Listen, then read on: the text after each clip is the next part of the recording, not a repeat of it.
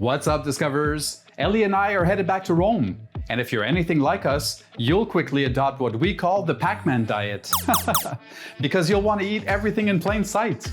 Before traveling to Rome, Ellie and I got inspired by watching a bunch of different vlogs trying to figure out what type of food to eat here. And in the spirit of simplifying your travel experience, we'll list everything we ate in this one delicious vlog. And in case you're new to the series, Ellie and I have been touring Italy now for about 3 weeks. We've been to places like Naples, Pompeii, Amalfi, and in the Bari region. Feel free to watch our full Italy playlist right up here for some travel inspiration. And if you're looking for a personalized travel itinerary, send us a message. We'd love to help out. Now, be sure to get yourselves a pad and pen, because you'll want to remember these delicious delicacies in Rome. Once in Rome, we started our food adventure in the Monti neighborhood, just a few steps from our hotel. Ellie and I made a list of snacks and dishes before leaving Montreal, so we had a pretty good idea of what we wanted to try. First up was the Forno pizza. You might think pizza means a round pie from Naples, but here in Rome, pizza al forno, or al taglio, is king. Baked in big trays and sold by the square, the price of each slice varies by weight. This crispy Roman classic has a flavor and style of its own. Our first pizza al forno was at the Pizzeria della Madonna dei Monti. This gem is highly rated on Google, and we absolutely love the pizza here. Although if I had a choice, I much prefer the traditional Neapolitan pizza. But the Forno pizza is also great, because every bite has a crunch. And the staff reheats your order in their mini ovens before handing you the pizza. This meal kept us going for a while. After our quick lunch, we found a great pub just next door and enjoyed a cold pint. For dinner, we didn't make any plans or reservations.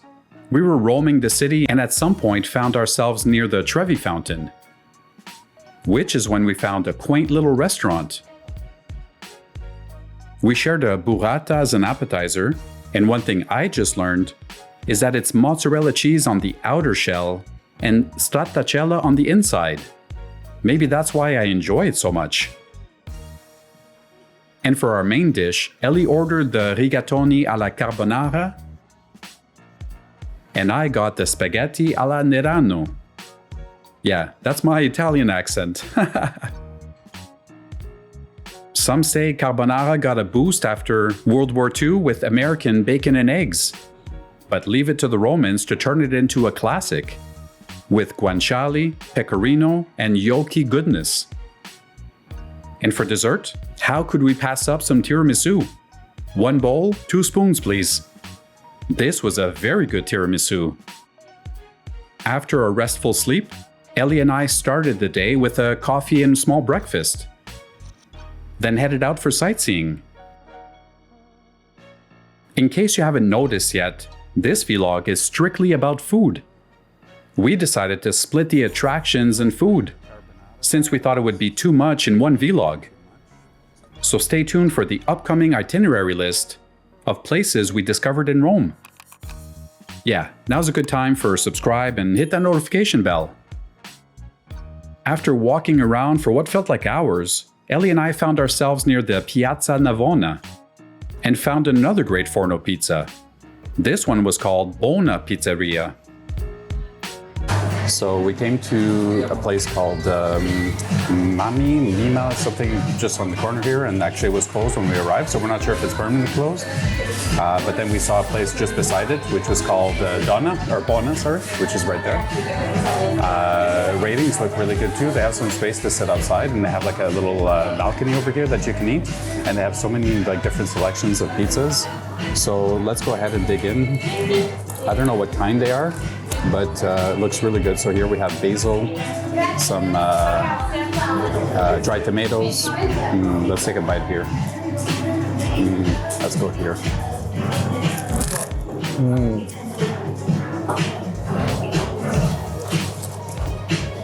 Crunchy. Really good.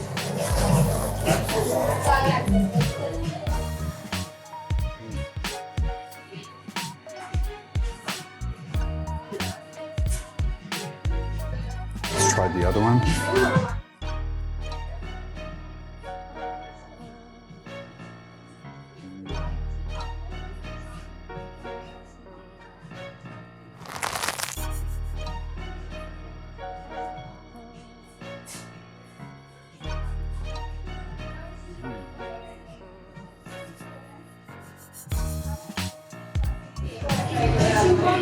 This one's good because it has like marinated mushrooms. I see some eggplant over here, grilled eggplant, some dried tomatoes.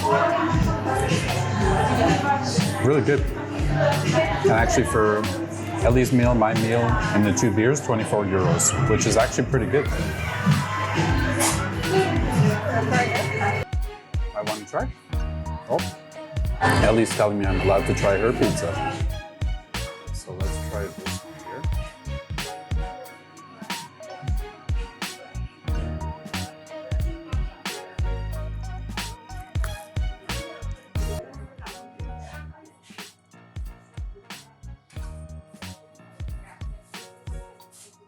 Also good.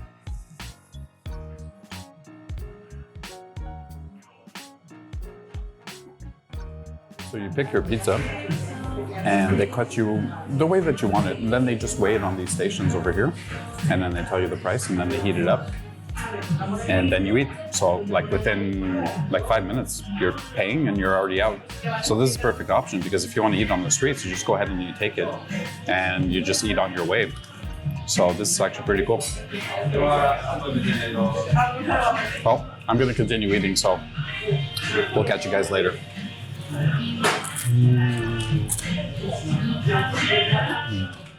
Oh, grazie.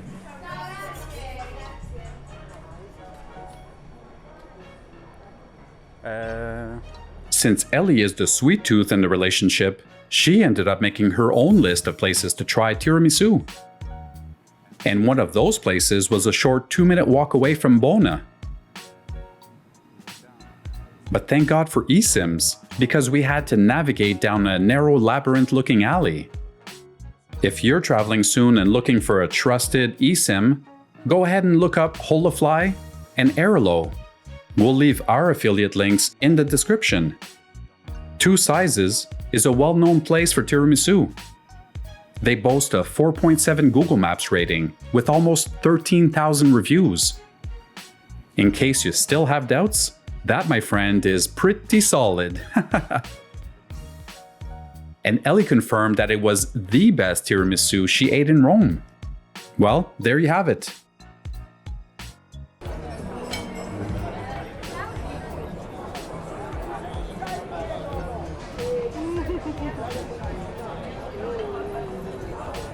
Better than yesterday? Perfect. Am I allowed to get a bite? Continuing our sightseeing tour, we trekked over to Trastevere, which is a charming Roman neighborhood known for its cobblestone alleys, colorful facades, and laid-back local atmosphere. And once here, Ellie and I noticed a place selling gelato, which goes by the name of Gelateria ReGusto. My personal favorite is the mango and the traditional lemon gelato.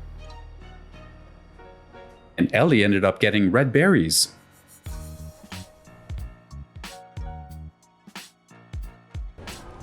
Well, we are quietly enjoying our gelato. Found a little step somewhere, trying to escape the sunlight because we're toasting in the sun.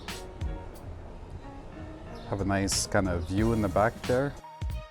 And before heading out for dinner, we pressed the reset button at the apartment for a short while. We heard great things about the Spanish Steps, so we headed in that direction.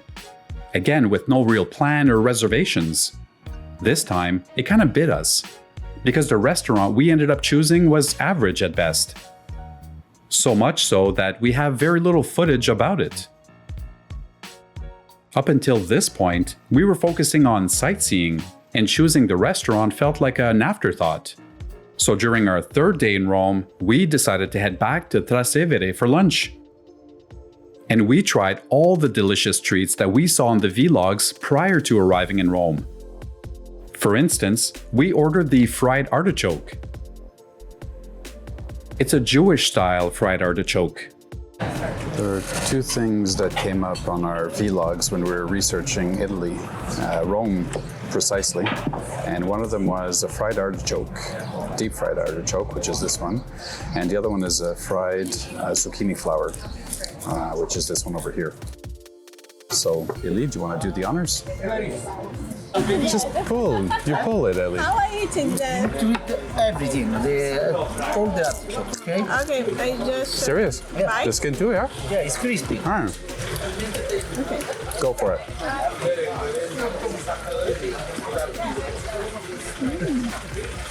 Really good. And the next delicacy we tried was the zucchini flower. Don't be fooled by how delicate this looks. The zucchini flower is one of Rome's best bites. Known as fiori di zucca, it's typically stuffed with mozzarella and anchovy, then lightly battered and fried, until crispy on the outside and melty on the inside. To give that a try, let's try the zucchini flower first. This is the one I've been really waiting for because the guy doing the video was talking about how delicious it was and it was his favorite dish, and I looked it up and it was on my list of things to try, so.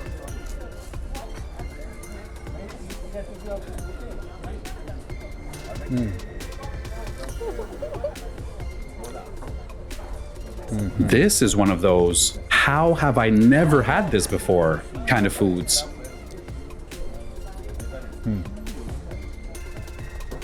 Wow.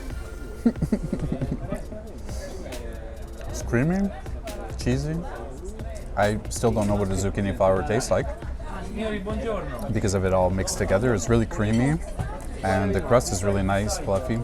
So that's really good. So apparently we're able to eat the whole entire thing, even the shell. See if I can get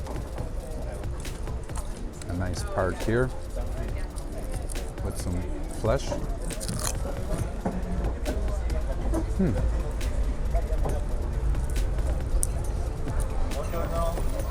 There's Ellie cutting right to the chase, going for the kill.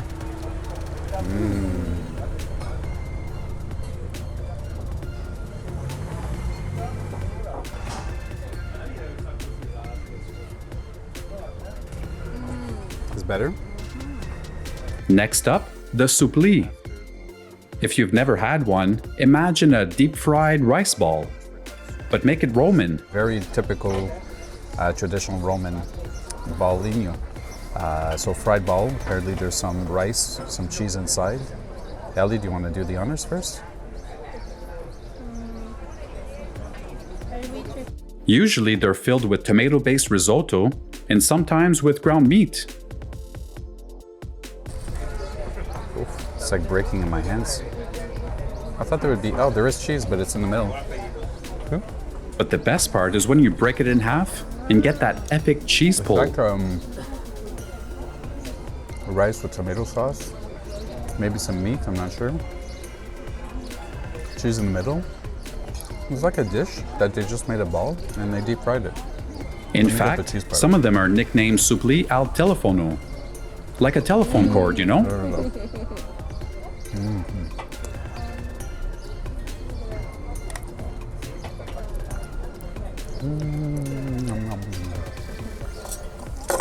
It's really good. Now I get the taste of the meat and the cheese.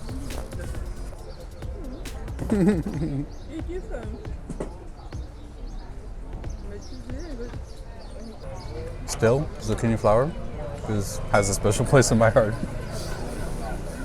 It's really good. For the main dishes, Ellie tried the spaghetti alla carbonara,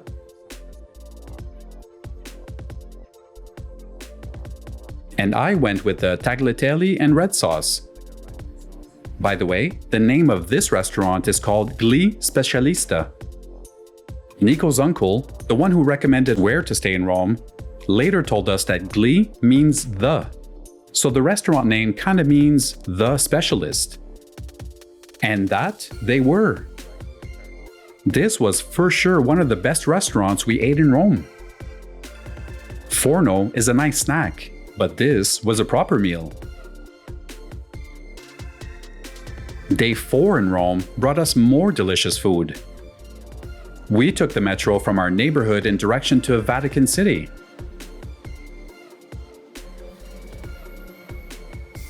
Exiting the metro, we had a quick bite at a nearby cafe. By the way, all of these neighborhoods and destinations we're talking about in this vlog will all get their spotlight in our next Rome itinerary vlog.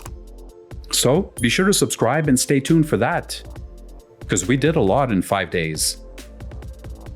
This time, our plan was to visit the museums during the morning, then take a break for lunch before continuing at St. Peter's Basilica. For lunch, we really lucked out by choosing Caffè della Comari. Having fallen in love with the zucchini flower yesterday, I decided to order it again here. It was just as delicious as I remembered it. Then we switched it up for our main dishes. Ellie tried the lasagna, and I tried my first cacio e pepe. It's basically a Roman version of mac and cheese, but way classier. The entire dish consists of pecorino cheese, black pepper, pasta, and water.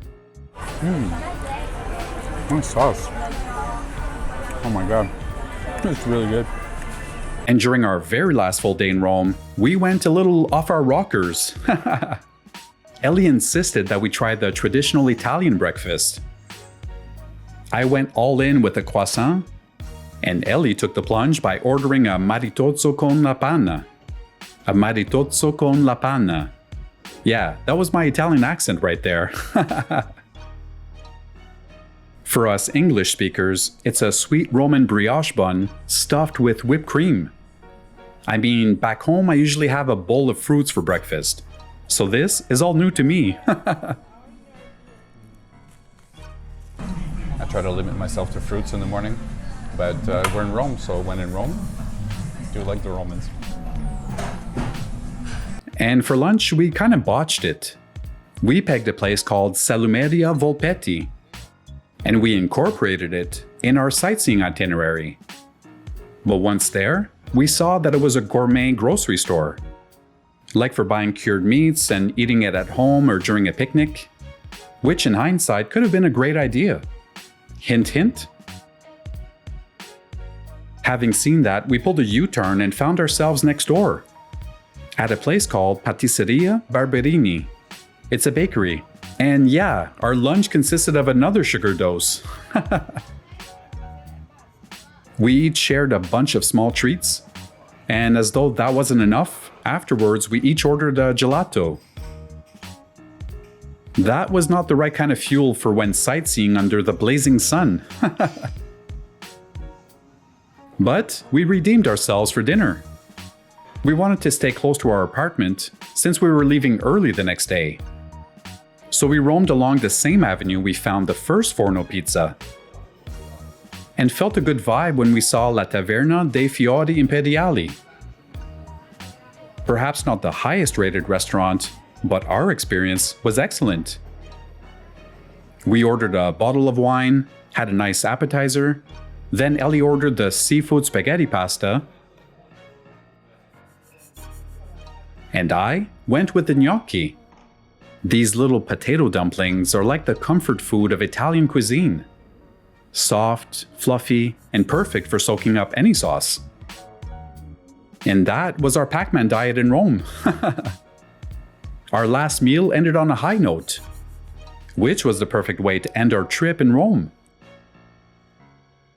Good wine, great pasta, and one last toast to an unforgettable food journey. But of course, Rome isn't just what's on the plate. It's about the people, the stories, and the streets that tie it all together. So like I said earlier, our Rome sightseeing vlog is coming up next. In the meantime, feel free to check out our other Italian destinations. To date, we have Naples, Pompeii, Amalfi, and various destinations in the Bari region, which is basically down the heel of the boot.